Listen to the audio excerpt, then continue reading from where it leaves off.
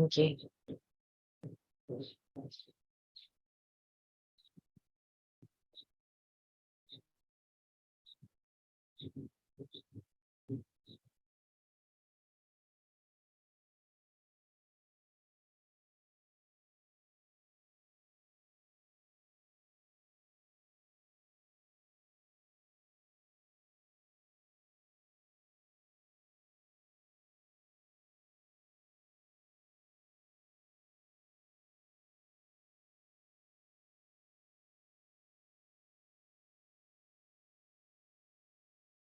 بسم الله الرحمن الرحيم الحمد لله رب العالمين اللهم صل وسلم على سيدنا محمد وعلى آله وصحبه في كل لحظة أبدا على نعم الله وأفضاله اللهم آتنا من لدنك رحمة وعلمنا من لدنك علما سبحانك لا علم لنا إلا ما علمتنا إنك أنت العليم الحكيم بسم الله الرحمن الرحيم نوينا تعلم وتعليم وتذكر وتذكير والنفع والانتفاع والإفادة والاستفادة والحث على التمسك بكتاب الله وسنة رسوله صلى الله عليه وآله وصحبه وسلم ودعاء إلى الهدى ودلالة على الخير ابتغاء وجه الله ومرضاته وقربه وثوابه سبحانه وتعالى مع لطف وعافية برحمتك يا أرحم الراحمين اللهم إنا نسألك علم لدني ومشرب صافي الهني يا وهاب يا غني اللهم إنا نسألك علم لدني ومشرب صافي الهني يا وهاب يا غني اللهم إنا نسألك علم لدني ومشرب صافي الهني يا وهاب يا غني وصلى الله على سيدنا محمد وعلى آله وصحبه وسلم اللهم ألهمنا علما نفقه به أوامرك ونواهيك وارزقنا فهما نعرف به كيف نناجيك يا أرحم الراحمين اللهم إنا نسألك فهم النبيين وحفظ المرسلين وإلهام الملائكة المقربين في عافية يا أرحم الراحمين اللهم أغننا بالعلم وزينا بالحلم وأكرمنا بالتقوى وجملنا بالعافية يا أرحم الراحمين آمين وصلى الله على سيدنا محمد وعلى آله وصحبه وسلم اللهم إنا نستودعك ما قرأناه وما نقرأه في هذا المجلس وما قبله وما بعده فاحفظه علينا حتى ترده إلينا وقت احتياجنا إليه يا أرحم الراحمين اللهم اللهم أكرمنا بنور الفهم وأخرجنا من ظلمات الوهم وافتح لنا أبواب رحمتك وانشر علينا حكمتك يا أرحم الراحمين آمين وصلى الله على سيدنا محمد وعلى آله وصحبه وسلم اللهم يا من مقاليد الأمور كلها بيده وإليه يرجع الأمر كله يا فتاح يا عليم يا فتاح يا عليم يا فتاح يا عليم افتح علينا فتحا قريبا وصلى الله على سيدنا محمد وعلى آله وصحبه وسلم بسم الله الرحمن الرحيم رب اشرح لي صدري ويسر لي أمري واحلل عقدة من لساني يفقه قولي وسدد لساني وسدد لساني وهدي قلبي وافعل كذلك بأحبابي أبدا وارزقنا كمال فتوح العارفين والفقه في الدين مع كمال الإخلاص والصدق واليقين والعافية والغنى والنصر والحفظ والنفع والانتفاع وخيرات الدارين وعلوم الأولين والآخرين آمين وصلى الله على سيدنا محمد وعلى آله وصحبه وسلم والحمد لله رب العالمين الفاتحة أعوذ بالله من الشيطان الرجيم بسم الله الرحمن الرحيم الحمد لله رب العالمين الرحمن الرحيم مالك يوم الدين إياك نعبد وإياك نستعين اهدنا الصراط المستقيم صراط الذين أنعمت عليهم غير المغضوب عليهم ولا الضالين آمين آمين آمين آمين يا رب العالمين. Okay, tamam. Today we will go through our lecture first, and then I will go into the questions from the quiz last week, inshallah. And then lastly, I will go into the Padlet. All right. So last now last week we entered the chapter 6, inshallah. Right, we have a few more chapters to go after Istihadhah and all that is to it. We're gonna go into Istihadhah in Hayd and Istihadhah in Nifas. Right, so as mentioned, right, for those of you who are new to these lessons, that it is on you, right, to it is on you, right, to go back to the previous lessons, right, and to ask Allah subhanahu wa ta'ala, and to ask Allah subhanahu wa ta'ala to open up for you, understanding, and to go with the processes, and to revise and review the lessons. Okay, and to revise and review lessons, inshallah. Right, so we have done 5 lessons, right, so far, right, and I've done the quiz up to lesson number 3. Inshallah, I will do the quiz for 4 and 5, inshallah, soon. Right, so in this chapter, so last week we went through up till naam, right, up till, can someone remind me? I think we didn't do any of these things, right? Did we? I don't think we did any of these things. Okay, tamam. I think we just did the first part, did we? Okay, I can't remember where we stopped did we even enter the chapter? Okay, I don't remember doing any of these things. Okay, can someone remind me? Oh, we didn't at all. Okay, tamam. So, no one, I don't remember a single thing, but I thought I entered. Khalas, tamam. Okay, so in this chapter, the chapter of Istihadhah and all matters to do with it, in this chapter we will learn, right? So we know from content page now. We know from the previous lessons that the bloods that come out of a woman 3 types. We mentioned that, so there's no fourth type. It's either menses, nifas, or istihadhah. Anything that you see of the colors of blood that comes out of you, right? You need to give the ruling. What is it? And from the ruling, you carry on with all matters to do with it, and no further questions. Tamam? So the entire issue is, what is this blood? That's the only question you're gonna ask yourself all the time until you reach menopause. What is this? Right? Subhanallah. Right, and we will learn further into the issues of istihadhah in the next 2 lessons.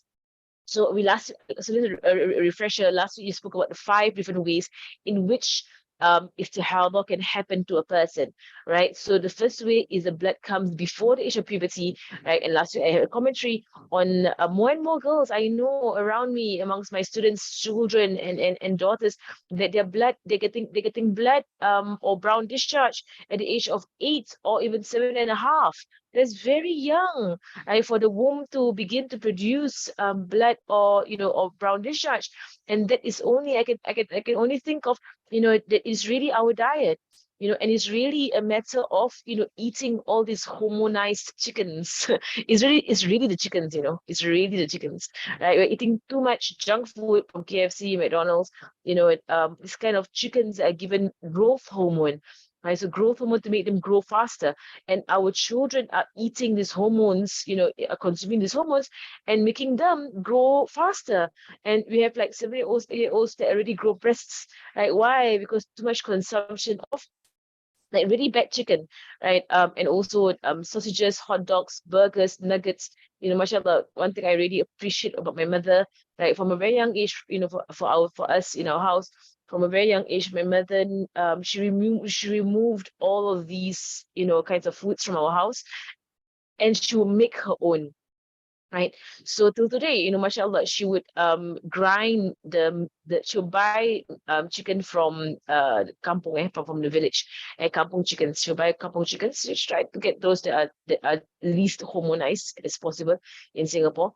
And then she would grind the meat, or grind the meat, and then make it into like nuggets for us. So it's like fresh. Okay, it's fresh with no preservatives, with no flavoring, with no artificial stuff in there. It's just meat that she buys, and she grinds it, and then she puts it together using egg and using like some flour and so on, and then she fries it in that way. Right, mashallah. So anyway, we'll continue.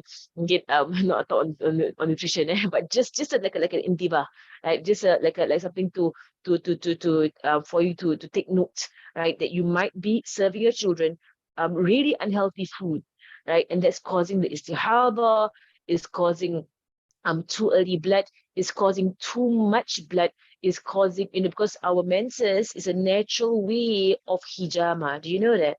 That women have a natural way of hijama. Hijama meaning blood, blood cupping, bloodletting, right? So cupping. That our body naturally every month throws out blood that is dirty, right? So if your menses has been long and draggy, you gotta look into your diet. And I know this as a fact, right? Because for myself, I have very long menses. One of my tests in life. I get very long menses, long and draggy menses, right? And I find that in months whereby I do a lot of cleansing, cleansing of toxins in my body. And I do a lot of water fasting. I do a lot of, controlling of what I consume, limiting to just like plant-based diets and so on. And all this is going on nowadays, right now, mashallah. When I limit, what I consume, my menses get shorter, right? So it's mujarrab. I tell you, this is our problem. This is our problem. We are consuming too much chemicals, right? And therefore our menses goes haywire, right? So it is on us to really guard over what we consume, right? So that it does not, our body does not struggle to get rid of all these toxins. I'm going to continue. I can't I can't stop on this point because otherwise I'll keep going on because of the problem of our people. Subhanallah. I mentioned before how Maryam, when she say to her, see, sudah, oh, okay, no. Right. I would say how Maryam, when we say to her, that about our discharge, right? And she will say, because you all, right, you people, right, consume too many, fluids. Your foods are all okay. Your foods, Allah. Okay. Sit down, sit down. Your foods are all so wet, she will say. Your foods are all so wet. Huh? Uh, okay, your foods are all so wet, she will say. And that is why you have so much research. Right, she's the Asians, right? Asians and their soups. Like, everything is so soupy and curry and so wet your foods, mashallah. So when you're continuing, right, the other way of istihadhah, right, they all woke up. Right, the other way of istihadhah is blood that comes before completing 40 days of purity, 15 days of purity. Right, so before having completed 15 days of purity, right, the blood of istihadhah, any blood comes that is istihadhah, right, and then blood that flows less than 24 hours within the 15 days of menses. That happens to a lot of people when they have menopause. Okay, when they have menopause, I'll put it up there. Right, when they have menopause, that happens to a lot of people, right? And then we mentioned into also blood that flows less than 24 hours within the 15 days of now blood that extends beyond the mesenchyme for menses or nifas. That extends beyond the mesenchyme for nifas. And then the last one we mentioned is blood talaq, right, which comes before birth and is not connected to the blood of haid. Because you mentioned that there are women who naturally go through haid, right, during their menses, during their pregnancy. There are women, it's possible, it's not impossible. There are many women, in fact, I know. Now I've met, I think, more than 5 people personally, right, who have experienced menses when they are pregnant. More than 5 people. It's actually very normal. When I spoke to one of the a gynae once, and she said that it is very, very normal, right, for a woman to actually get her menses during her pregnancy. So it's not something that people are shocked that this can actually happen. No, it's normal. A lot of people go through it. A lot of women go through it. It's just that we don't hear about it, right? But a lot of women actually experience menses in pregnancy. But if you're not experiencing regular bleeding, then it is blood talaq. Okay, blood talaq. Tamam. Okay. Tamam. Okay, bismillah. I'm sharing the screen here for the people who have just come. Tamam. Right. So let me just continue. Share. Right. Let me share this entire screen. Okay, Alhamdulillah. Okay, so the first thing we're going to go through is the ruling of istihadhah. The moment we give the blood the ruling of istihadhah. So now we've gone through the different ways in which blood can be istihadhah. If there are 5 ways that blood can be istihadhah. So once you have found out or you've seen that the blood that you're looking at is istihadhah, is in fact istihadhah, right? Then now what should you do? Right? So then we give the ruling of first and foremost, a person being constantly on hadath, right? And being constantly on hadath means that you are constantly having blood flow. Okay, constantly having blood flow, and this blood nullifies wudu. Right, so all it does is nullifies wudu. It is not haid, it is not nifas, it doesn't put you into a major hadass. If you identify you are in istihadha, there is no mandi hadass, there's no bath of there's no major bath, because you were never on major hadass in the first place. You're on istihadha. Right, so all you are ever on is on minor hadass. Okay, all you ever on is on minor hadas. Right? So it just nullifies wudu. It puts you into minor hadas. Why it's not I don't know, but I'll just do this again. Okay. Let me do this not screen, but this one. Huh? Was it? Istihada can. Istihada, all of the laws of Tahara applies to Istihada. Right? So basically, a woman on Istihada is basically a woman on minor hadath. Right? So you can read Quran, you can pray, you can have intercourse, anything that a woman who is clean can do, she can do in Istihada. So Istihada is not major hadath. Right? It is minor hadath. It falls in the minor hadath. So in Aisha, so the proof of this in the original is that Sayyidina Aisha radiallahu anha narrates, Fatima binti Abi Hubaysh came to Rasulullah sallallahu alayhi wasallam and then and said, "Ya O Rasulullah, indeed I am a woman who is always having bleeding, and I do not become clean. So do I leave the prayer?" And the Rasul said to her, "No, that is simply a vein and is not menses." Right? So that's why there is no hukum of major hadas. It's a hukum of minor hadas. Once we understand that, it's minor hadas, khalas. It's minor hadas. Right? So when menses blood comes, stop praying. When the length of time ends, then wash the blood away and pray. And so here we have the words of the Prophet sallallahu alaihi wasallam. The words of the Prophet sallallahu alaihi wasallam, right? That tells us that you need to be able to differentiate between menses blood and istihadha blood, right? And the way to differentiate between menses blood and istihadha blood is where we get all of our rulings of istihadha. So basically the one qaida or the one principle here is you just need to differentiate. If you can differentiate what is menses blood and what is istihadha blood for someone who is continuously bleeding, right, then khalas, you have differentiated and you act on the ruling that you give to each blood. Okay, tamam. Right. So what a mustahada should do when she wants to pray. First, I want to define the terms. Mustahada is a woman in istihada. Okay. And mustahada is a woman in istihada. Istihada is basically any blood that you see or any colors of blood that you see that is not menses or nifas. Right? I mean, it's beyond menses, it's beyond nifas. It is not at the time of menses, it's not at the time of nifas. Right? That is called istihada. So a woman with istihada is called a mustahada. Okay, so I'm just going to use a different, a straight off Arabic term, right? Because otherwise, okay, I keep people type woman on istihada, woman on istihada, woman with istihada. Right? Very, very troublesome. So I'm going to make everyone learn this word, mustahada. Okay, everybody must learn the word mustahada. Right? Right, so the first principle, so there are two principles with this, okay? So how do we first say, right, that a woman is a mustahada, a woman is on istihada? First one, the najasa is continuously flowing, right? This is basically you in Arabic you say da'imul hadath.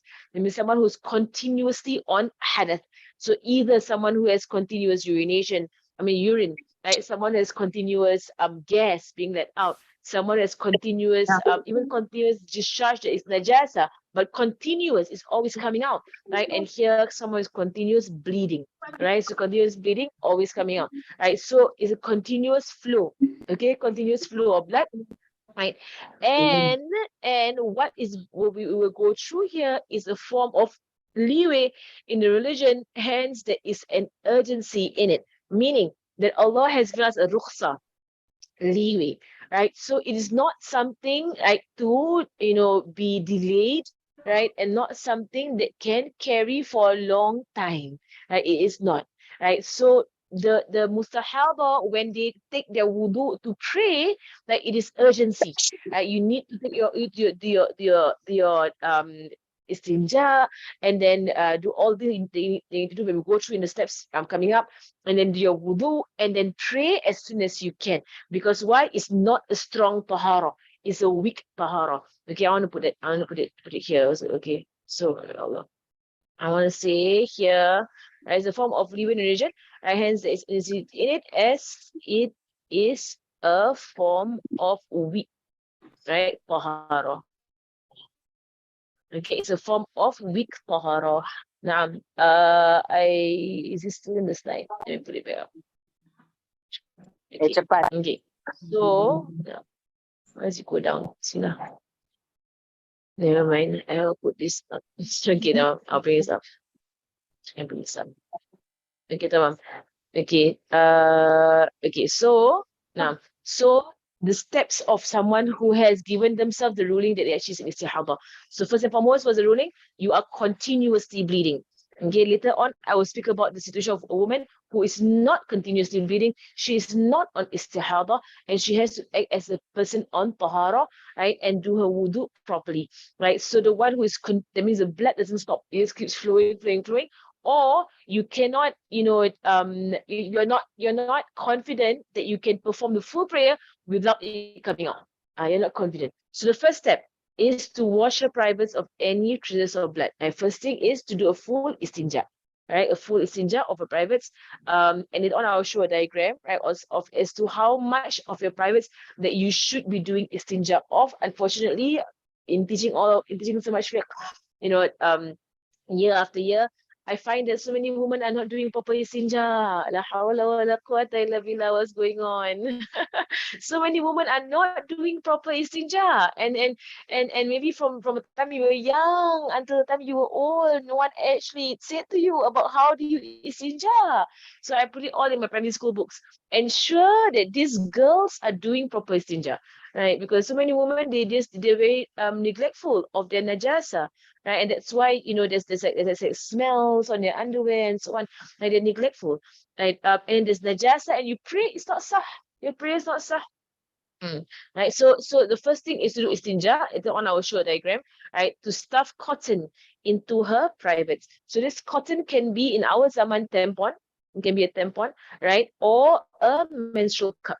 Right. So basically the whole point of this cotton, right, is to stop the flow of the blood. Right, to stop it from flowing continuously. This is a wajib step to stop flow of the blood and to prevent the spread of najasa, right? But this is only under certain conditions. So you say, I must put something into my privates. So scary. I know a lot of people, like, they get so scared to put anything in their privates, right? Even though they have given birth, they are married, had intercourse before and all that, but still so scared to put anything inside. You already give birth. Right? I mean, a baby came out of there, mashallah, but still so scared to put anything inside, right? So we will speak about what is the conditions of this. So the first one is that, in putting something into her privates, right, it's a matter of getting used to it, right? It's really a matter of getting used to it. Right? So right, so she is not in pain, and she's not in a form of pain that is abnormal, and she cannot bear it at all, right? So that's the first ruling. Okay, the first ruling is that it is not abnormal pain. There will be pain lah, of course, right? It is a part of our body that is very constricted. So of course, putting anything in, there'll be a slight pain, right? That will come with it, but not something that is unbearable. That you can't even sit, you can't even walk, So a slight pain is okay, right? But it's somebody like for example, a virgin, right? Someone's unmarried, a virgin. Okay, for this person, she does not have to put anything up her privates, okay, because she has not ever experienced anything into her privates. But for a married person, right, it should be okay for a married person, because she has had intercourse.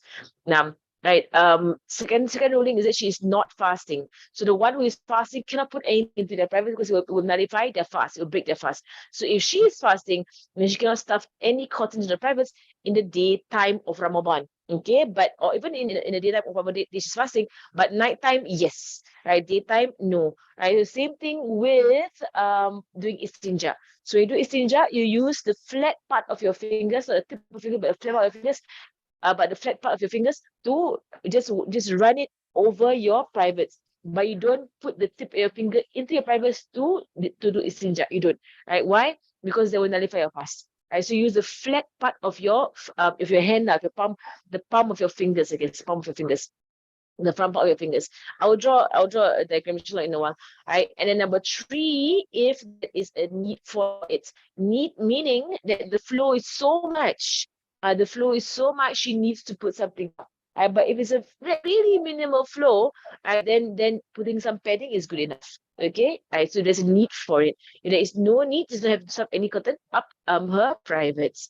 Okay. Number 3, to put some padding on her underwear to hold any najasa, and this is by 2 conditions. So a pad, like a pad or tissue, right, to hold the najasa. So this is a situation where a woman has najis all the time. She's flowing blood out of her. So you need to control the najis. So what is being done here, these 2 steps, is basically a need to control the najis. Tamam. So there is a need as the blood is not held by stuffing, but it leaks, right? So if the blood is leaking, then you can you need to put a pad to prevent your clothing from having najasa, right? And it does not harm her such that she cannot handle, and the pain is normal. So padding shouldn't be any problem lah, because padding there shouldn't be any pain whatsoever, right, on a person. Stuffing, yes, stuffing is possible that there is a pain. All right, so I'm going to explain here in this diagram over here. So what exactly must I wash and stuff and place where exactly must I wash and stuff and place padding? Let me use my pen, right, to draw this. Alhamdulillah. Okay, so this is our reproductive system, mashallah. It's a diagram that you see in primary school, right?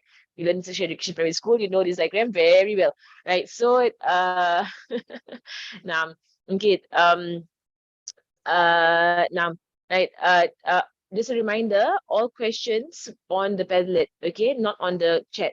Chat is just to tell me if I'm not, you can hear me or my internet is not right or whatsoever, right? But all questions, please put it onto the Padlet, okay, not onto the chat.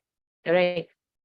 Okay, so where exactly must I wash and stuff and place padding? And also, a word of advice, please hold your questions until I've finished the material, okay? Because a lot of times I find questions come and I've not reached there yet. Okay, so hold your questions until I finish the material. So once I finish the material, you can see, okay, did I cover those parts? Usually I have covered it. Right? It's coming. Wait. Okay. So let me use my pen. Okay, so this is inside of us. Okay, right, this will be the bottom part will be the opening whereby you istinja. Okay, I'm going to draw the hand of a person. Okay, so if this is your fingers, right, like this, okay, your pinky fingers, so these are your fingers, okay, and this is to be a thumb.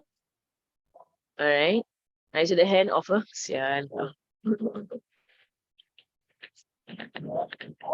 Okay, right, so these are your fingers. So if you are fasting, you are using, right, these parts of your fingers, these parts of your fingers, and doing istinja by rubbing this on the opening of your vagina, right, by rubbing there, right? But let me see. Afwan, sorry, I'm playing in my cat. Undo. Okay. But if you are not fasting, right, then what you need to do is, if you're not fasting, what you need to do is, let me use different color. Okay, is to use the tip of your finger. Yes, Ibrahim. Tip of your fingers here. Right, one finger is good enough. One finger, usually the middle finger or the pointer finger, right? And poke your finger. I'm gonna draw it here, okay? I'm not using red because you said blood. I'm gonna use I'm gonna draw the finger. Okay, so your finger enters to this extent. Okay, your fingertip enters to this extent and clean out the discharges around there. I'm gonna draw discharge. Okay, clean out the discharges around on the walls here. Okay, there are discharge here. So this is called wajib istinja. Right, istinja, whereby you put just a tip of your finger into your privates. right? And clean the walls around it and pull out the discharge. Don't be obsessive, but just clean it up. Clean it up. You know, our fingers can actually come and reach up to here. It's really not far at all. Right? In fact, you know, Allah kucing ni. Right? It's really blocking the right. It's really not far at all. If you poke, I think you will go up to 2/3 your finger. Right. If you reach up to your huh? Yes. So if I draw, okay, if I were to draw. Okay. You have to draw, if you put in your finger, this is your first joint, the second joint, right? You probably only need to go in up to your second joint, even less than that. It's a very short space, right? Especially if you are in different parts of your cycle. Right? If you're fertile, right, this wall over here, right, actually goes lower. Right? Ensure you can feel it very easily. If you are in your non-fertile stage, right, before your menses, this wall actually goes up higher. Right? So that the body actually moves with respect to your fertility to facilitate pregnancy. Right? So that the entire, you call it a cervix, it's called a cervix, right? The cervix can go down, can go up. Right? So typically putting your finger all the way up here is no problem. It's not an issue. Right? And nothing will enter your womb, don't worry. The cervix is a very tight muscle. Right? Nothing will go into your womb. Don't worry. Like, your finger won't go into your womb. Right? Because it's a very tight muscle over here. Okay. So when you istinject, here. Okay. So now what about hashu? Okay, hashu, I'm gonna draw it in, I'm gonna use blue, okay? I'm gonna use blue. Right. So hashu or a menstrual cup or a tampon. Right. So hashu, right? You're gonna put your cotton tampon or menstrual cup right in here like this. Okay, so if it's a menstrual cup, it will actually sit right here. Here is where the menstrual cup. Okay, if you put tampon, okay, tampon first. Tampon and cotton, same thing. So you're gonna roll it up.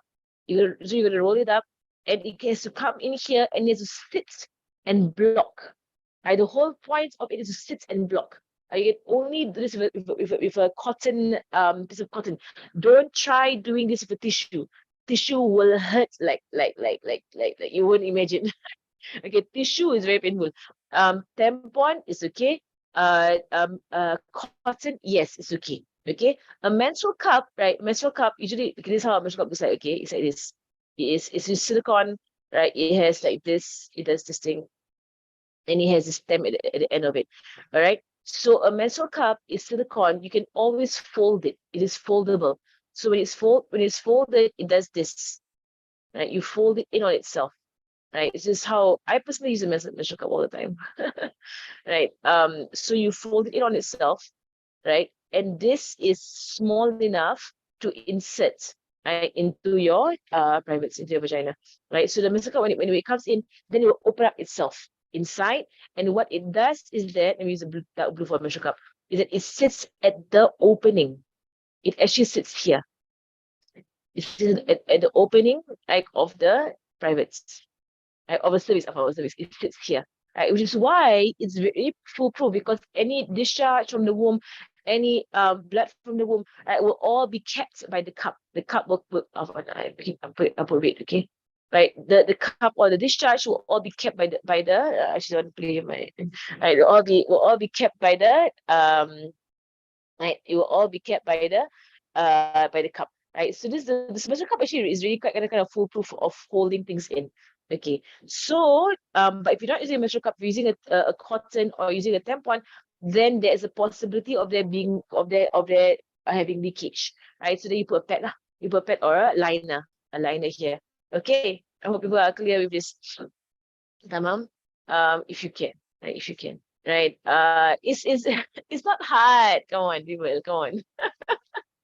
It's really not hard. But if you're a virgin, never giving birth, never having intercourse in your life, then you are excused from doing this.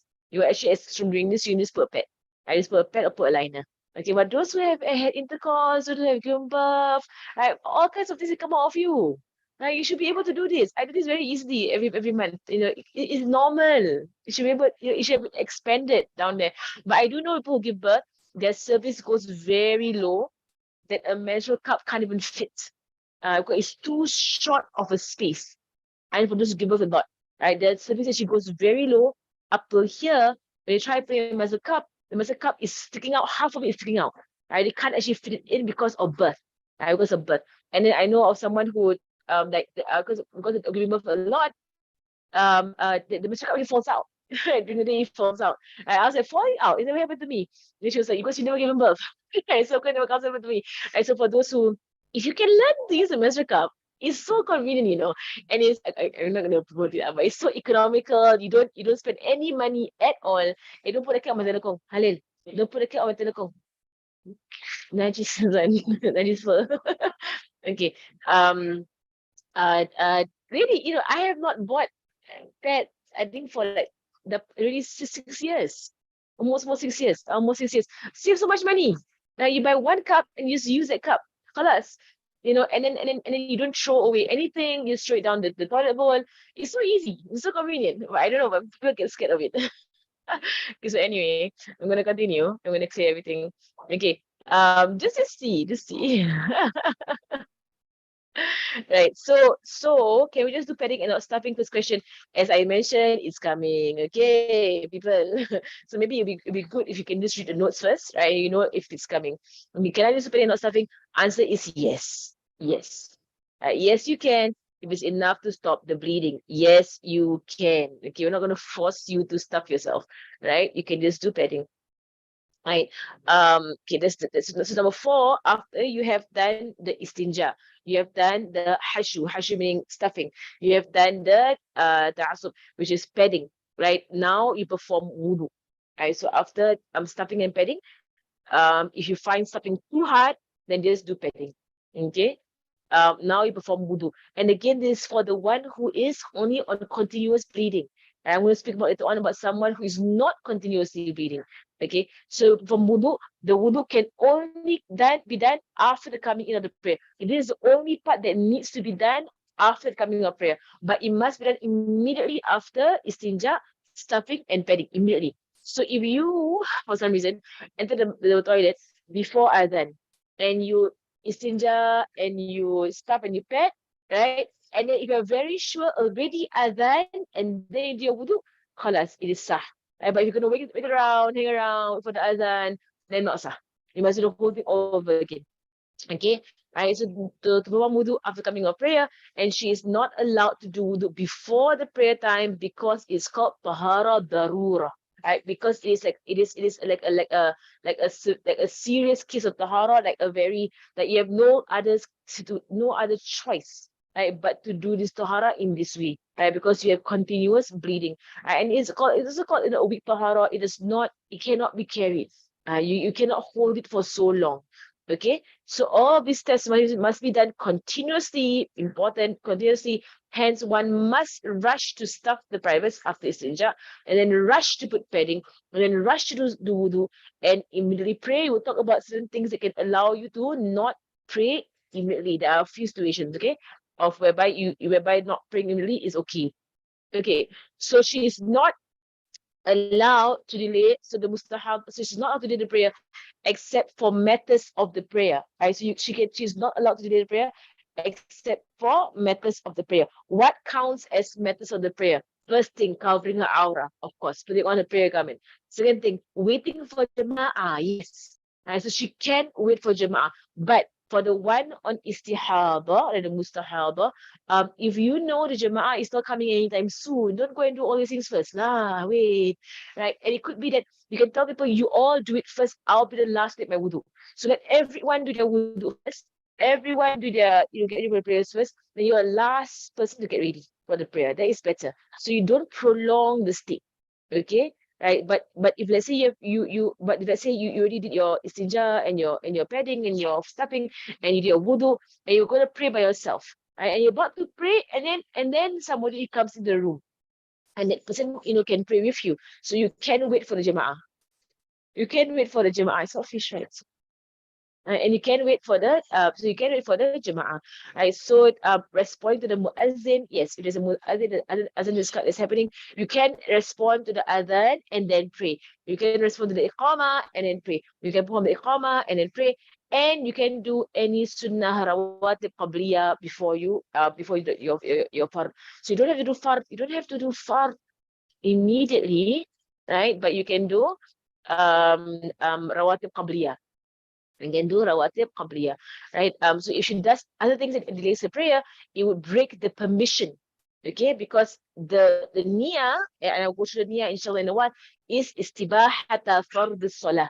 Istibahata fard salah, which means I am seeking permission to pray. You are not in tahara. Which is why even if you bleed halfway through, it doesn't matter because you never intend tahara. You intend istibaha. So it is considering that the entire time you're in wudu, you are about to take your prayer garment, you're facing the qibla. At any point in time, if blood comes out, that is why you're doing this way because you're not tahara, you're not on tahara. So it's okay if blood comes out because you are in a darura situation. You're in a very serious or severe situation. So she has to redo everything all over again, right? If she does other things and delays her prayer. So for example, she's about to pray and she checks her phone to go and text someone, right? Or she go and see if the cooking is okay, is done, or she goes to she does other things that is delaying her prayer. Okay, however, if she's waiting for congregation and she checks her phone, so what is delaying her prayer is not the phone but the congregation. That's okay. Okay, that's okay. That's not delay the prayer. So basically, what is causing the delaying of the prayer? All right. So that's what is important. So like for example, I'm waiting for the congregation. Doesn't mean that I can't do anything at all. I can sit down and read my Quran if I want to. Right? I can do my dhikr if I want to. Right? I can do my wirid if I want to. I can even sweep the floor if I want to. Right? If the floor sweeping is not the cause of a delay, the cause of a delay is I'm waiting for Jama'ah. Understand? All right. But again, as an advice, don't do your wudu so much earlier than the jama'ah, right? But only in situation whereby you didn't know there was jama'ah coming up, right? And you were going to pray by yourself, and then someone came in. The kind of situation you can wait for that person to do their wudu and come and pray with you. So she must do a fresh wudu. I mean, fresh everything. In fact, fresh istinja, fresh stuffing, fresh bedding, fresh wudu for every single fardu prayer, as well as wash and all over again, stuff and change the bed, right? For every single prayer on the one who is continuously bleeding. Okay, I'm going to keep emphasizing this point. Okay, can the mustahada perform sunnah prayers? Yes, she can. Right? She can perform sunnah prayers. She can do all the sunnah she wants immediately after without wasting any time doing other things in between. Meaning you're on a weak tahara, you cannot maintain the tahara for too long, right? So if you're doing other things, so if she's praying sunnahs the entire time, right? She can pray as long as she wants. Is that the mustahaba can pray tarawih for 2 hours, 3 hours, because the whole time they are in ibadah. They never stop doing their ibadah. If she does other things after the fard and more blood comes out, then the wudu is nullified. It means other things is not ibadah. Okay, she does, she went to cook, or she went to talk to somebody, or while she's praying between her sunnah, she talked to other people, and because of that, blood came out, and khalas, the wudu is nullified. Okay, what is the ruling of the blood that comes out after placing the pad? So after you have done all you can and blood still comes out, right? Then this blood is ma'fu anhu in Arabic. In the fiqh, is ma'fu anhu. That means it is pardoned. Right? It is pardoned. The blood that comes out, it does not, if it is not, then it does not affect anything. It does not affect anything, right? Because it is pardoned, unless it is due to her own negligence. Will not come out, meaning come out onto her garment. Okay, so we mean by coming out onto her garment, right? So if the blood leaks onto a garment, if it's because of her own negligence, not putting enough padding or enough stuffing or what, then it becomes najis on her. Her prayer is nullified because she is carrying najis, right? But if it does not come onto a if it does not come onto a garment, right, it's on the pad only, then all of this is under ma'fu anhu. It is pardoned. It is pardoned. Okay, tamam. Is the blood of the mustahaba pardoned? Right. So there are two opinions, right? Imam Ibn Hajar says that minimal blood, small amount is pardoned, large amount also pardoned. But Imam Ramli says only small amount is pardoned, large amount is not pardoned. That means she must wash again and redo the entire thing again. But we take the opinion of Imam Ibn Hajar, right? So that means no matter how much the blood, it is ma'fu anhu. It is pardoned. I mean, it's not najis on you, right? But it is najis on somebody else, right? So the one who have istihadhah, when you pray, you need to ensure you don't sit on someone else during at-tahiyah. Because if you have istihadhah and you have blood, right, you have blood on your padding, for you, it is pardoned. For you, just for you, it is pardoned. It's mafu anhu. But if you're doing the attahiyah, the attahiyah akhir, the last attahiyah, you're going to sit tawarru. You're going to sit, to the side. Right? If you sit on someone else's foot, right, then you are making that person carrying najasa. Get it? Because you have najasa, you have najis. So you're making that person carrying najasa. It is not pardoned on that person. Okay, so if you're having istihadhah, pray at the side of the saf, don't pray in the middle of the saf. And when it comes to tahiyat, don't do the tawarru, but sit on your own feet. Okay, don't sit on someone else's feet. Okay, don't do that. Because otherwise you make the person carry your najasa. Even though it's inside of, is in your garment, it's still counted as najasa. Okay, important part, how do I intend wudu when I have continuous istihadhah or any form of continuous hadath? All right, or how do I let me see. How do I now how do I sorry, how do I perform wudu, right? Or what is my intentions of wudu, right? When I am on continuous, is that, let me just redo my connection. My connection is a bit off. Okay.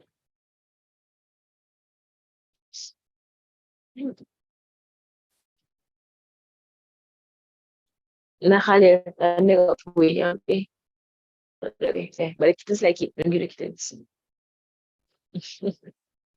Tamam. Okay, put my slides. Okay, tamam. So just now you all missed out all the slides. You didn't see me moving the slide. Okay, so here the intention and the point of washing the face. So at the point, so all of your niat that is wajib can only happen at the point you wash the face. Okay, at the point that you wash the face. Right. So you say nawaitu istibahata farudis salah. Right, red color part is very important, which means that I am seeking permission to pray the fardu prayer for Allah subhanahu wa ta'ala. The word fardu is important. When you make this intention at the point of washing your face for wudu, because you cannot intend tahara. There is no tahara because you have continuous hadath, you have continuous bleeding, or continuous urine, or continuous gas, or whatsoever, right? So I say I intend istibahata fardis salah, right? Lillahi ta'ala. Right, you can say in Arabic, you can say in English, doesn't matter because it's intentions, you can say it in English you want. Right, but the word fardu allows you for one fard and as many sunnahs as you want, and to read and to touch the Quran. Okay, one fard, as many sunnahs as you want, and touch the Quran. It is sah. It is sah. You have permission for all these things. If you fail to say the word fard, and you know why to say bahata salah, you fail to say the word fard, or I am seeking permission to pray the prayer, they only allow sunnahs only. You're not allowed to do any fard, right? If you say nawaitu istibahata limash al-Quran, for example, if you want to say that, or nawaitu istibaha, like that, nawaitu istibaha, just istibaha, I am seeking permission, right? Then you're only allowed to touch Quran without prayer, sunnah or fard, okay?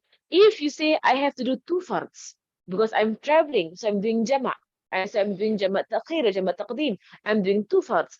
Must I do all this between the two fards? Answer is yes. Answer is yes. Because you can only carry one fard. So if I pray dhuhr, I want to do a jama' asar into my dhuhr. They are both of them are fard. Zuhur and asar are fard. Right? So I want to do a jama' of asar into my dhuhr. I need to go and do all again. So this is why if you have istihadhah, do jama' ta'khir. Right? Ta'khir meaning you're going to delay your dhuhr into asar if you're a traveler. Okay, because taqdeem, you have to pray asar immediately after dhuhr, immediately, right? So you do ta'khir, ta'khir, you don't have to do immediately. And again, I will say, go and learn fiqh properly. Right? Go and go through all laws of fiqh, and you'll see the conditions of taqdeem and ta'khir. That means bring the prayer forward and delaying the prayer. Please go through proper fiqh. Inshallah, I will show you my I'll share the link, inshallah, to proper fiqh classes, inshallah. Now, right, so how do I intend wudu when I have istihadhah? Tamam. So the answer here is that if you say fard, one fard, as many times as you want prayer and can touch the Quran, just sunnah salah, then only, and without saying fard, say sunnah or just salah, no fard, but any business as you want, and can touch the Quran. If you say just permission or permission to touch the Quran, then just touch the Quran, not allowed to pray at all. So common misconception, people apply this to niyat to regular wudu as well. It is wrong as wudu is strong tahara.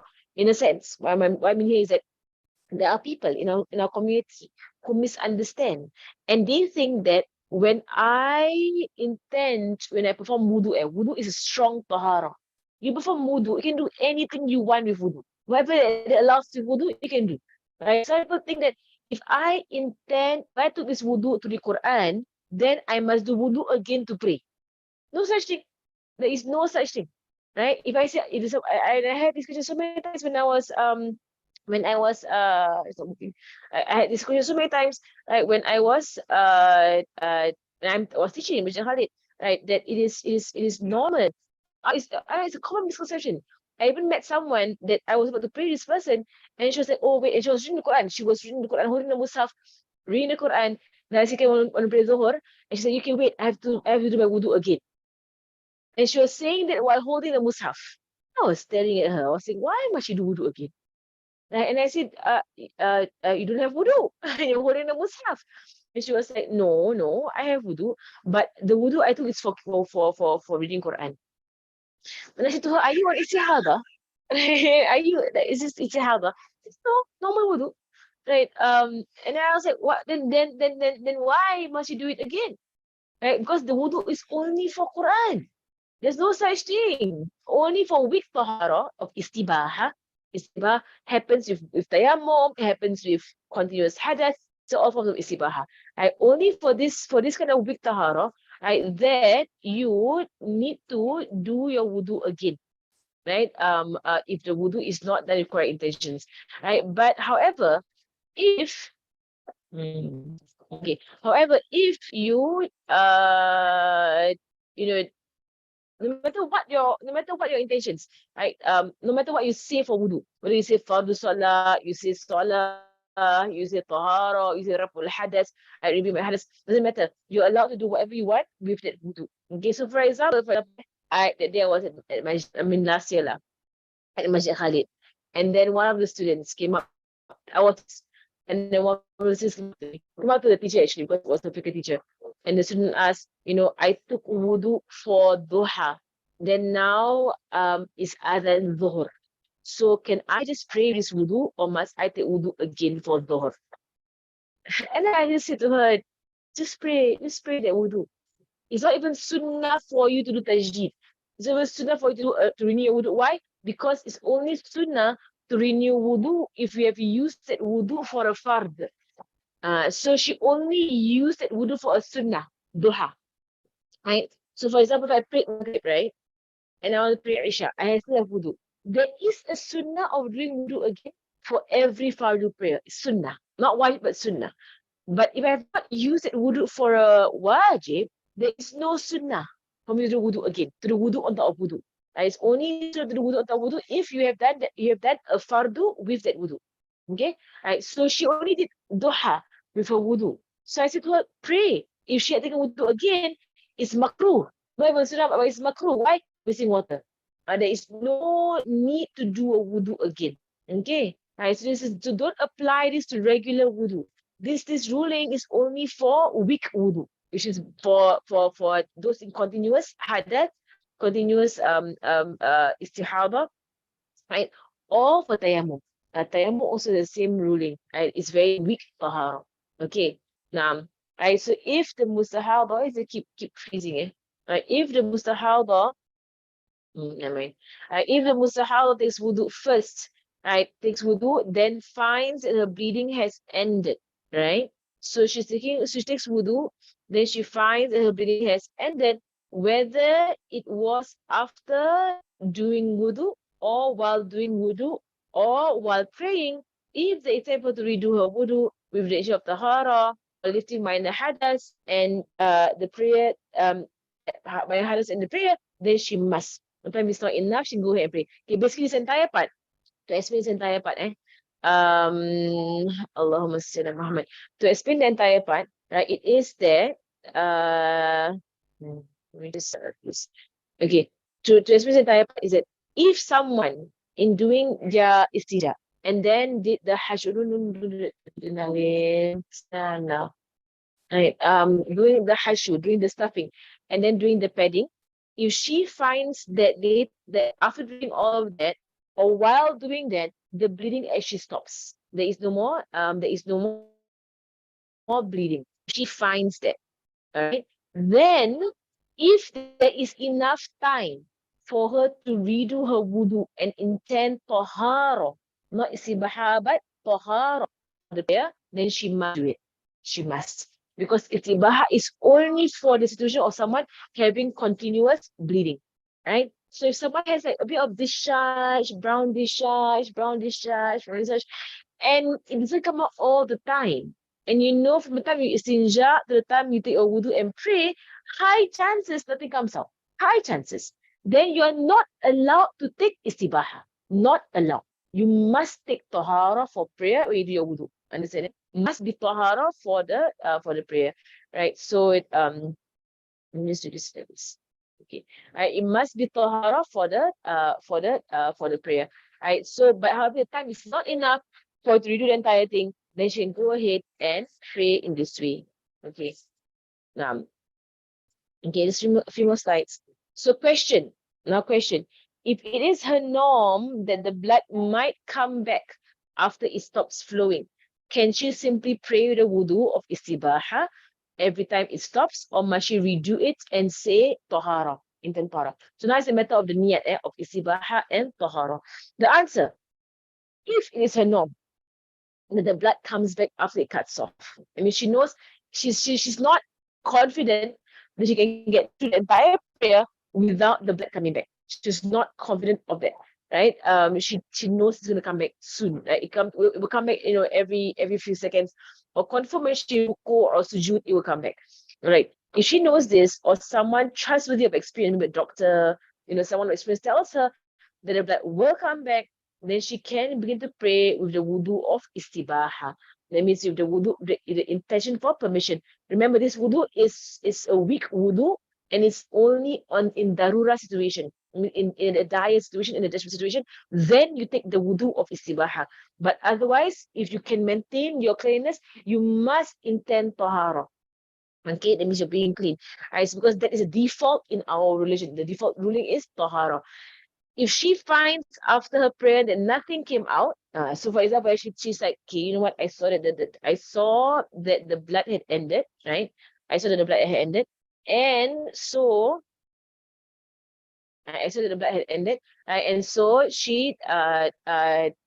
but she's not so sure if it will come out or not, right? So she goes ahead if it's istibaha and she prays. If after she prays, she's right that nothing came out, that means the istibaha was not valid. Istibaha was not valid. The wudu was not valid. And the prayer was not valid. She has to redo the entire thing with the wudu of tahara. Okay, with the wudu of tahara. If it's not her norm for the blood to return, or that no one of experience has told her that the blood will return, then she cannot pray with the wudu of istibaha. She cannot. When she sees the blood has ended. Right? So it's very important point, because in the fridge, right? Because there's a very important point. The cups on the table, Halim, is a very cups on the table, the water in the fridge, right? It's a very important point because a lot of us, our istihadha is not continuous. It's actually not continuous. Our istihadha is if you istinja, and you can very well pray and nothing comes out in 5 minutes. Right? Very well played and it comes out. Okay, for most people, the istihadha is not continuous. And you can be confident nothing comes out, right, during that period of time. Okay, tamam. Okay, I'll finish our chapter, then I'll go to the questions, inshallah. Summary of chapter 6, next year I'll go into chapter 7, inshallah. Right, so chapter 6, there are 5 ways in which blood is given the reading of istihadha. You must know what they are. Right, Allah. Right, a person on istihadha, not istihadha, can do the acts of worship as usual and also intercourse. All those with istihadhah can do anything a woman on tahara can do. Anything. The only difference is your wudu. That's all. The wudu and the niyat in doing wudu. It's only the wudu that is different because there is no real tahara for this person, nor lifting a of hadath, but it's merely permission. And permission to do this act of worship requires wudu. We must differentiate, very important, we must differentiate between the person on continuous hadath and a person whose hadath has hadath sparsely throughout the day. You must differentiate. Are you continuously bleeding? Or is it like brown here and it stops for a long while, then more brown, it stops, then more brown, it stops. If it's brown sparse throughout the day, it's not called da'imul hadath. It's not called continuous hadath. It's not called continuous hadath. Istihadhah is an illness. It's not normal to have istihadhah. It's not normal. And those who have it constantly should go and seek treatment. That is why it's so troublesome, right? Istihadhah is so troublesome because you're not supposed to stay that way. You're supposed to be, you're supposed to be normal, right? Don't be have rebel to istihadhah. Like go and do something to go and try and cure it. No, inshallah. Mm. Huh? Ah. So tahara. Right, tahara. So don't do it. That's why I say use the what? Mr. Cup. Mr. Cup. Right, so like, why if you're in the haram in Mecca and Medina, right? And you have this like your brown comes every now and then. Right? That's why you are on a dire situation. Right? So you can't actually etikaf, you must come out and take wudu again. Must come out and take wudu again. So maybe even for Rawdah, you can't even pray. You can enter in dua. I had istihadhah when I entered Rawdah. Right? So in the Rawdah, I didn't pray. I just went to make dua. Make dua. Because I know my wudu already nullified. Right? By the istihadhah. Okay, so use me dua. If I use cup lah, that time I use cup because I had a cup with me. Huh? No, that time I was waiting for the Rauda, I had discharge, not istihadhah, discharge. So I knew I had najasa discharge coming out. I knew for sure, right? But I was really waiting for the Rauda, so I cannot pray. That's it. I cannot pray. Right. So what I do is make dua. You can try and come out and do your wudu again if you want. Then you miss your Rauda. Right. Yeah, if you use your cup, then there is no nullifying of the wudu. Okay, let me. If continuous, yeah, if it's continuous flow, but even then, if you have continuous flow of blood, if you're waiting to pray sunnah in the Rawdah, your wudu is nullified. You can't even do that. So because you're in a dire situation, so you only allowed, to pray immediately. So you're going to wait outside with the Rawdah and then have continuous flow. Even if I intend istibahah, right? Unless the entire time I'm praying, okay, I don't stop praying. The whole time I'm praying, I'm not sitting down doing nothing. I'm praying the whole time. Okay, or maybe you hold the mushaf the entire time. I said hold the mushaf the whole time to ensure continuous ibadah. There is a possible way in doing that. Again, I'm going to repeat myself. Put your questions on Padlet, not on chat. Okay, put your questions on the Padlet. Tamam. Okay, what's the question? No, you must do ibadah that requires wudu. Okay. Okay, let's go to the Padlet. Then I'll go to the questions. How come the Padlet's not loading? Okay. Now. Okay. Okay. And then also please try and put the questions on the correct side. This one will be, what kind of question is this? Okay. We cannot give them. They like it, but it's not so to eat it. Okay. So the first question here, types of bloods, right? White discharge with streaks of blood. There's no difference, white discharge with streaks of blood and blood. It's the same thing, they're all called blood. Okay? White discharge, I've heard this question so many times. White discharge with streaks of blood. It's just blood. Okay? It's just blood. You don't care about the white discharge. Right? It's a situation that is after 15 days of purity. So it's like stain on vagina, decide to swipe, cotton pad, and discharge is not like my usual first day period, but streaks of blood with this white discharge. It is first day, yes. Yes, first day. Why first day? Because you have finished 15 days of purity. You've already prayed for 15 days. Any rate, any rate. Yes, it's your first day, right? Right, clear as usual. Trade. What's this? Okay, it began at 9, is it? Okay, so 9, stop praying. The moment you see the blood, whether or not there's a white discharge or white discharge, the moment you see red anywhere, it's blood. Khalas, it's blood. Right? So stop praying. Okay, stop praying. Okay, don't pray. Okay, so 9 a.m. is the start of the period. It's not like usual because you're growing older. Right? I'll prepare for our periods to change. Your usual will not remain usual over the years, right? Especially if you're hitting 30. Okay, right? So your period as you are a teenager is not the same as the period when you are my husband. My husband.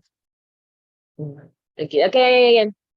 Okay, right. So the period is not going to be the same as you get older, right? So it's going to be different, right? So you're late for this period window, right? It is period. It is period. Halas, right? It is period, right? 9 a.m.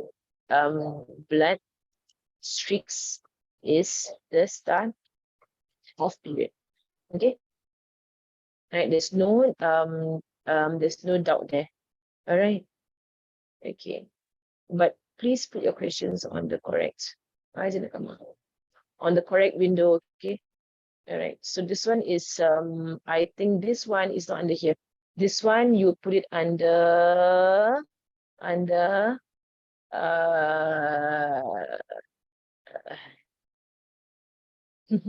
purity. I guess purity. Okay? Because of the number of days of purity. Okay. Can someone not do you all not put all the things here? Can you put it on the correct side, please? Just said it. Right, because I put it all, I so difficult, I put things in order, so it's easy for people to answer questions and able to refer to questions. So please do me a favor, please do me a favor, please do me a favor, right? Don't do this, okay? Put it under where you know the chapter is, chapter 6, right? Okay, don't do that. Okay, another one here, because otherwise I'll keep going back, right, to this ones. Right. Tamam again, wrong section. Come on, people. Can you just like respect the organization of the peddler and follow the organization? Okay, tamam. Okay, so I can ensure maybe I'm a bit OCD lah, right? But then I always ensure that it's all covered, so I don't have to go back to it. Okay, all right. Now, so I'm going to come here. Okay, so rulings on nifas. Let me just go down. Okay, I think last week did I finish all this? Oh no, it's here. Okay, we're actually here from last week. Okay, last week we actually were trying all the chapter 3 questions. So these are all like revisions for us. I'll cover a few again, and I want to go through the paper, right, or the Actually, maybe I go through the paper first. Okay, let me go to the paper first. That'll be better. Okay, let me just get the paper. I hope all of you have done it. Menses. This is a menses. Hey, Ibrahim. Okay, quiz 3. Purity from hate and nifas. Okay, quiz 3. Responses. See responses. Ya Allah, ya Allah. Alhamdulillah. Okay, this is the question about the Rauda, right? Someone here who asked about Rauda, is that okay, if I'm on Istihadhah, right? So I pray in the Rauda. To give you a frank answer, I would say no. Okay, I would say no. Why? Because first and foremost, unless you wear the menstrual cup. With menstrual cup, you can niyat tahara because nothing is flowing out of you. It's not istibahah. You need tahara, menstrual cup, because you're keeping the entire thing in. I've checked this before with one of the scholars. You can keep the entire thing in. Okay. Naam. Okay, so let me just so if unless you're using the menstrual cup, right? If you're not using the menstrual cup, then I would say that you are not able to pray in the Rauda, because when you intend istibahah, there's going to be a long period of time between your wudu and the prayer, right? Between the wudu and the prayer, because you'll wait on the rawdah, right? So it will have nullified. So she said, what if I continuously worship? I was after take wudu, we go and pray sunnah and sunnah and sunnah and sunnah and sunnah and sunnah and sunnah until they allow you to the rawdah, or you hold the mushaf and you read and read and read and read.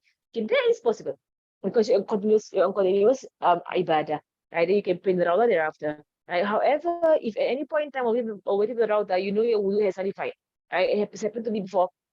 I know I had like a lot of discharge. So I know it's all najasa discharge, right? So I know I have my wudu nullified. Then you can't pray in the rawdah, but you enter because you're waiting for it anyway. You enter, make dua. Just enter right as far as you can towards the mihrab and make dua. Like if you have wudu, if you have no wudu, okay? Right, but for tahara, if you don't have tahara, then high chances unless you do a continuous ibadah, right? Otherwise, you use the menstrual cup, right? And you can intend tahara and hold your wudu. Okay, so yeah, why not? Ihram doesn't need tahara, what? Tawaf. Si tawaf lah, not ihram lah. Tawaf. Okay. Istihadhah. So you intend for the salah. You can do tawaf. Okay. So you do your wudu and you walk straight to the Kaaba. Don't do anything else.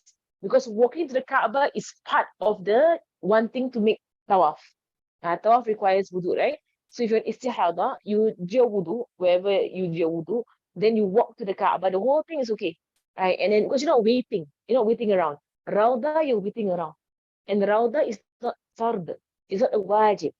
That's why the permission can break, right, for you. But for tawaf, right, for umrah, for hajj, right, you walk. So you take a wudu, and the time you are walking, you want to perform the tawaf.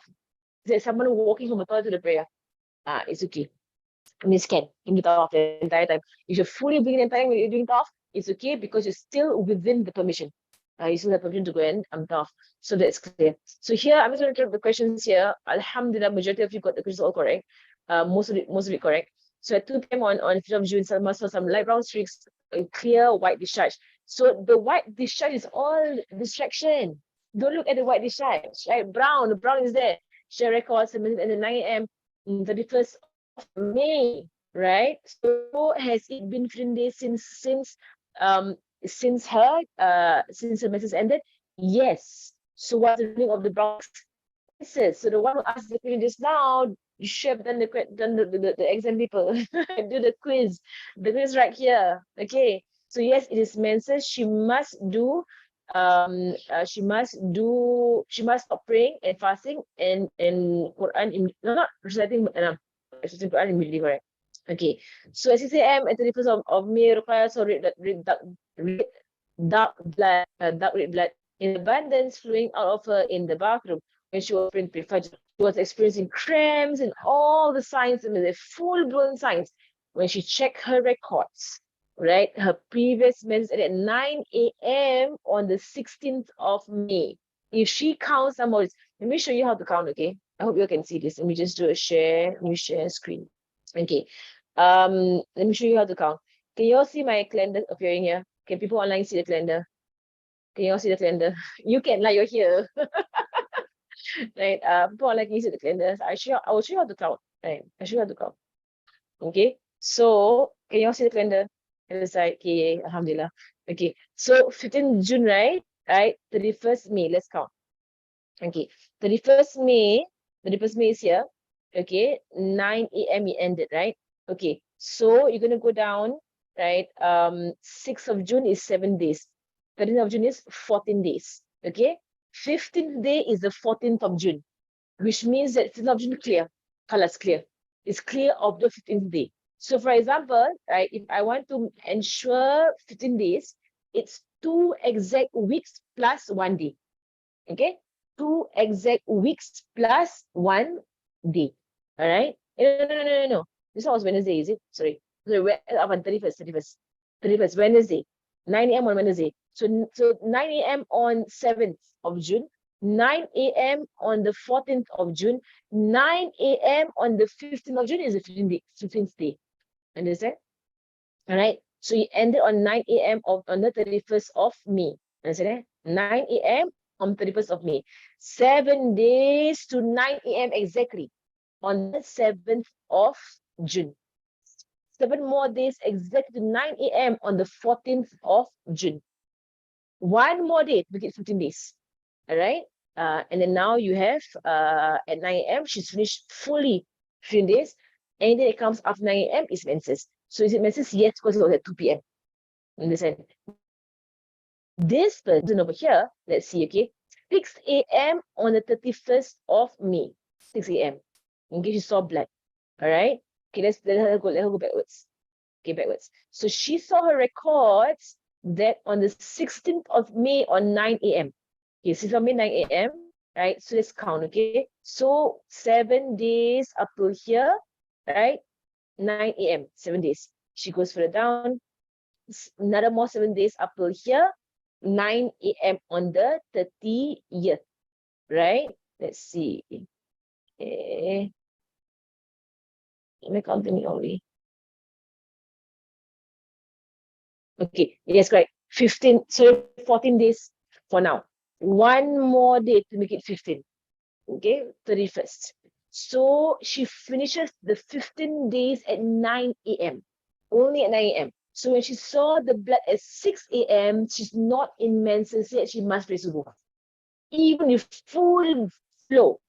This person, because it's full flow, cramps all the way, she must do the stuffing, she must do the padding, she must istinja, stuff, pad, and then do the wudu, pray immediately 2 rakaat subuh. Then when 9 a.m. comes in, now menses. Because it's with 15 days exactly by the hour.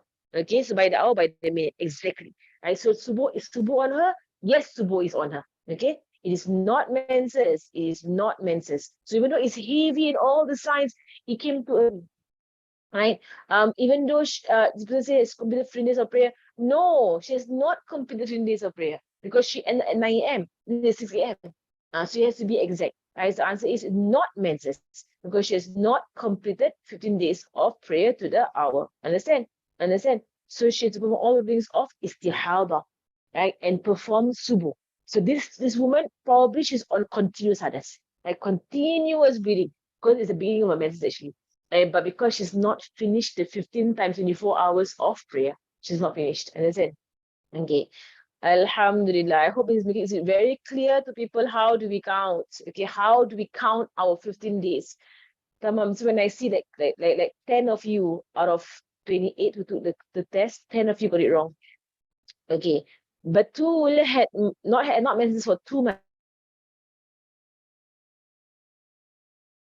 months. Then she takes it as menses and stops praying. Nah, correct. She's correct. What she did is correct. Right? The brown spotting stops around 9 p.m. on the same day. She still is not praying because she expects more to come, as it's a norm for more to come.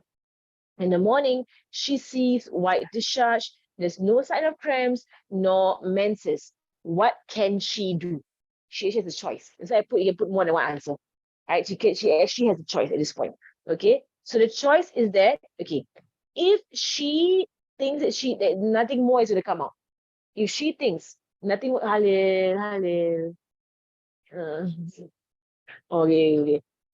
If nothing more is going to come out, then this blood from 1 p.m. to 9 p.m., only 8 hours, is not menses because it's not 24 hours. So if she's going to judge this as not menses, there is no need for bathing. There was no bath there is no major hajj in the first place. Menses must be 24 hours. There was no 24 hours. It's 1 p.m. to 9 p.m. 8 hours. Then it stopped. Right. So was she ever in major hadas? Answer no. There was no major hadas because menses must have minimum of 24 hours of flow. There must be a minimum of 24 hours of flow. She only had 8 hours of flow. It's not menses. Right. So even though she stopped praying, she has to qada. Right? Qada the prayers that she missed. It was like a false alarm. It could be she was pregnant. Right? So the brown spot thing was the beginning of pregnancy. but it was not menses, right? It could be that maybe she's going through a menopause. It happens menopause, like slight brown spotting that it stops. There isn't come back anymore. There is no blood.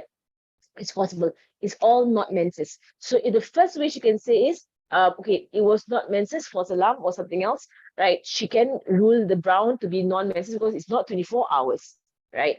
If she does that, all she has to do is do a simple wudu and do istinja herself and do a simple wudu, right? And she does not have to bathe and pray as she was never on menses. She needs to do a qada of the prayers she missed. Okay? She does. But I will say to her, don't do qada yet. In case it is menses. And more is yet to come. In case. So she has two possibilities. She can rule that there's no menses going to come and act on that, or she can rule that, you know what, I wait for a while more, I think it's coming. She can do that as well. Okay, because it is her norm. So she can wait. She can wait it out. All right. In case the menses comes. But if nothing comes, just do wudu and pray and qada whatever she missed. Okay. Just do wudu and qada whatever she missed. All right. There's no thing about 3 days. That is all nonsense. There's no wait for 3 days lah, whatever. No, but you can wait for a while long. I would say wait to the end of the day, maybe. If you think it's more coming out. But don't wait for too long. Don't wait for 3 days and not pray and then you have nothing coming out of you. Okay, there's no bathing because there was no menses in the first place. It's only 8 hours of flow. I know 24 hours of flow. Okay, be very clear about that. In Ramadan, Afra saw bleeding for 9 days, right? Then it came clean for 3 days. Then back then and continued for 1 day. Then became clean. She been clean till 15 days completed. How long was the menses? And what is the ruling on the 3 days of clean in which she fasted? So bleeding for 9 days, clean for 3 days, all right, on the 12th day. Then blood again on the 13th day. All right, 13th day blood again, then clean and clean all the way. All right. How was the menses? 13 days. The 3 days whereby she was clean is also counted as menses.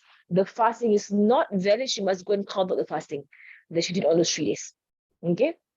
All right. So it is not 10 days. You don't plus them separately. No. And 3 days is not counted also. People who answer this question wrongly, please revise the lecture.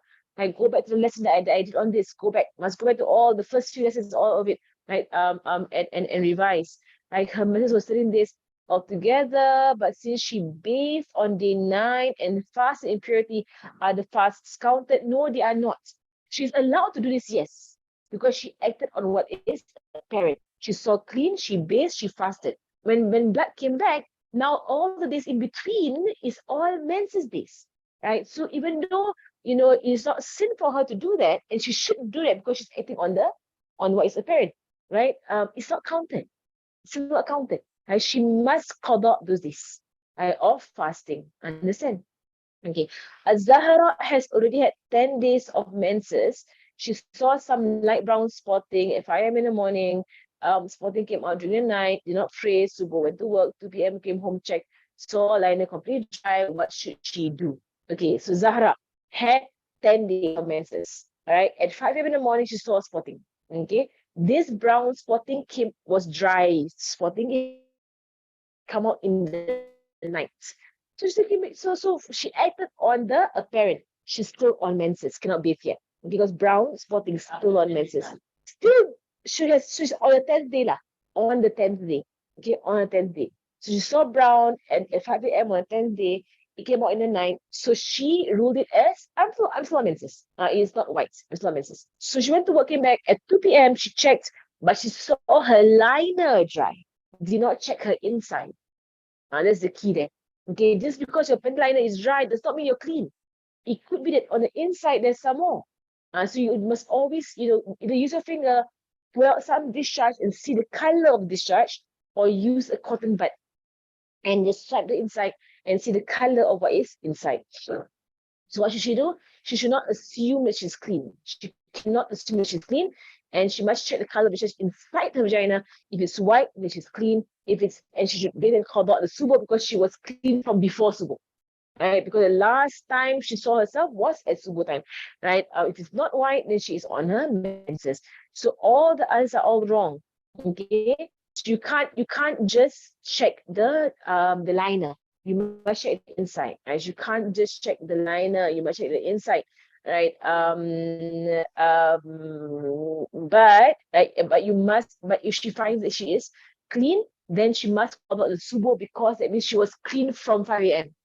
Okay, she checks on the inside, it's all white. That means the white actually was there since 5 a.m. But she didn't. But is it? She didn't know. She didn't know. There's no sin on her. Okay. Okay. Number 6. Noha gave birth on the 1st of July. She had nifas immediately, and the nifas lasted for 35 days. She saw white discharge after and bathed. The white discharge continued for 20 days, and then she saw brown again. What is the ruling of this brown, and what should she do? So first I must count 35 plus 20 is 55. She is still within the 60 days of menses, of nifas. She's still, because nifas maximum is 60 days. All right. So she had, so she's still been in the season of nifas. But she had cleaned for 20 days. So clean for 20 days allows the next bleeding to be menses and not nifas. Right? A minimum of 15 days between nifas and menses if you are within the 60 days of nifas. Or go through the previous lectures, go through the lectures, I gone through before. I go through before, must go through again. Okay, so those of you who are new, you must go from lecture number 1. You must see number 1, because I am adding on all the way. Okay, so you must go with number 1. We are on the 11th lecture. All right, there's been 10 lessons from before. Okay, right. So nifas. So it's a nifas. No, it's not nifas, because why? She already had 20 days of clean in between. It's not nifas. And it's serious, because when I give the ruling of menses, she has 15 days for the blood to clear. But if I give the ruling of nifas, so on day 55 right now, only 5 days to clear, right? Before nifas end on the 60th day. It's very serious. So you must give the correct ruling. Menses or nifas. You must correct ruling. In this case, menses, because already had 15 days of clean, right? Understand? So she must stop praying, and she's given 15 days for the blood to clear. It's not istihadhah, right? Because nifas is 60 days, right? Not 20 days, right? It's not istihadhah. It's not istihadhah. Okay? No. Okay, good question. If she fasts in the 20 days, she is clean. She is clean. The one, because the whole thing is menses. The first question, from day 1, day 13, she's on menses. This girl, this Noha, 35 days nifas, 20 days clean. And then after that, when the blood came again, there is menses again. The clean is clean. If the blood came back before 15 days, different question. If the blood came back on day 13, right, the whole thing nifas, yes, she must qada whatever fasting she did on the days of clean. Okay, so if 2 separate bloods, menses, nifas and menses, the cleanest in between are clean days. Sah. But if it's nifas with some cleanness in between, the whole thing nifas, including the clean days.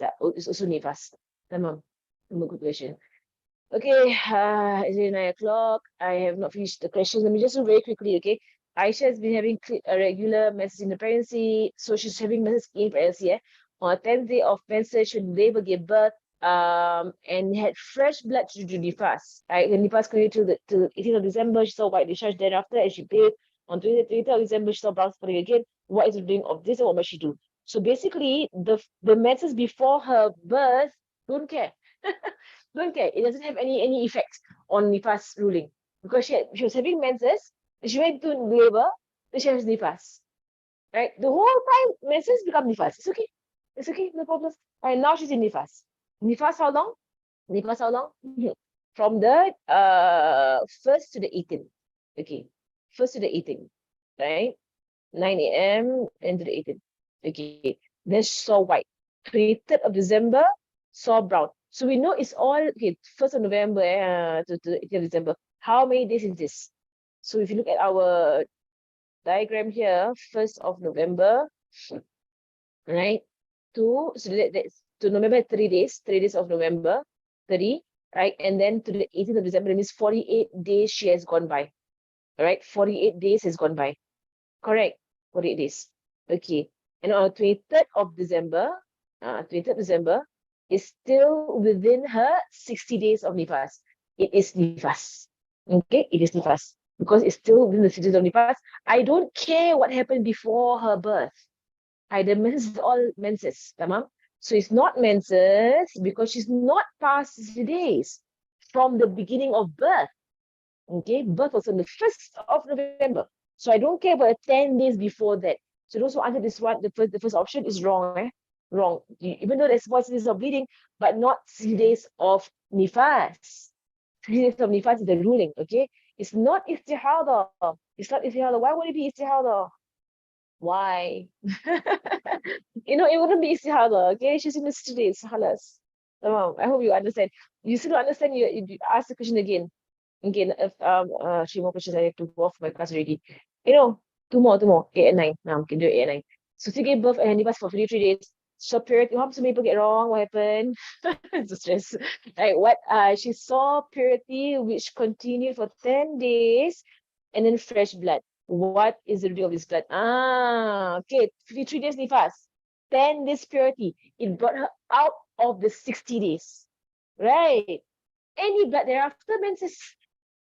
There is no ruling of 15 days minimum of clean. Right, go back to the chapter. I already taught the chapters. Okay, right. So it's not istihadhah. It's not istihadhah. Why would it be istihadhah? She can get her menses, what? Right. Right. It's not nifas because it's out of 60 days. It's menses. Okay, go back to the chapter. Those who get wrong, go back to the chapter and revise your chapter. Okay. Hafsa had 4 years of menses on July. And then on the 20th of July, on the 2nd of August, so pink discharge. What is this? Let's look at our time calendar. So 20th of July, 2nd August. So 20th July, she ended, right? If I didn't give you a timing, that means it's probably very, very clear. So 20th of July, she ended. Then on the what of August? 2nd August, let's see. 20th July is here. July is here, 20th July is here. So 2nd August, it means I have 7 days here, right? And 14 days here. Okay. So actually, regardless of what time it ended on the 20th of July, right, it has not gone past even 14 days. Right. The 15th day will be on the 3rd of July. This is 15th day. So regardless of time, right, she's not there yet. Okay, she's not finished the 15 days of clean yet. What is it? It's istihadhah. Okay, istihadhah. So even though I didn't give any timing, it is understood because it's less than 15 days anyway. Okay, so it's not menses. It's not because of the color. Who put the answer? It's not istihadhah because it's spotting. No, spotting can still be menses. Okay, you don't judge by the color or the flow of blood. You judge by the number of days of clean. Okay, and then